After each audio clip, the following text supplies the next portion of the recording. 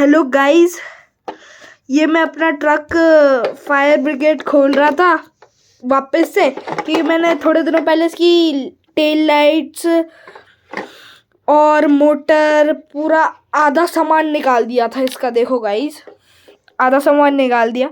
अब मैं आपको इसका सामान दिखाता हूँ जो मैंने निकाल के एक थैली में रख रखा है। देखो गाइस,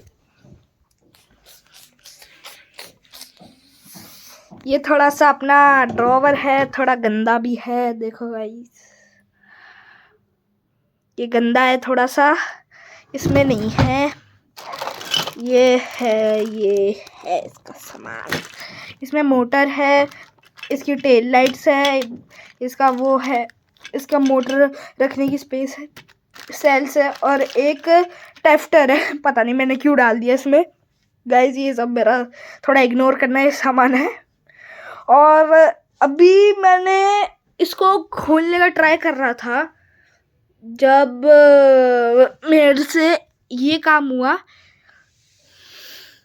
नहीं, जब मैंने खोला था ना, हाँ, ढंग से याद नहीं आया मुझे। जब मैंने खोला था ना इसको लास्ट टाइम, तब मैंने थैली में जल्दी जल्दी में रख दिया था, तो इसकी एक टेल लाइट का वायर निकल गया। अब मुझे समझ नहीं आ रहा मैं कैसे करूं। बाय गाइस, मैं कहते जब ये पूरा जुड़ जाएगा ना, तब आपको वीडियो एक और वीडियो बनाऊंगा।